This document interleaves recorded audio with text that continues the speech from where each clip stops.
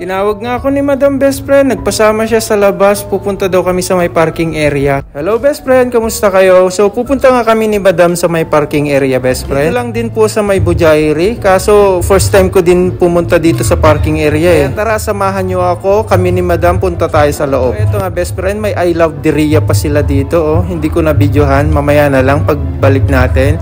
Di lang pala sa loob ng Bujairi ang maganda Best Friend, dito din sa may parking. Natapos siguro to Best Friend, mas maganda pa. May patubig-tubig dito eh. Kaso under construction pa lang din to. Dito na nga kami sa parking area Best Friend. Akalain mo pagpasok mo parang mall. Dumiretso na nga kami doon sa sasakyan ni Madam. Kukunin lang daw namin yung gamit niya. Gawa daw kasi ata siya ng kape Best Friend. Kaya eto na, binuhat na namin palabas. Kalimutan siguro kanina ni Madam to. Kaya nagpasama na lang sa akin. Sa akin okay lang naman. Wala na din naman ako ginagawa. Palakad-lakad lang din naman ako sa butik. So eto nga, babalik na tayo sa Bujairi Best Friend. First time ko nga lang napunta dito kaya nag-video ako. Ito pala kanina yung I Love Diriyah. Oh, ang ganda. So balik na tayo dito sa Bujairi Best Friend. So hanggang dito na lang. Bye-bye.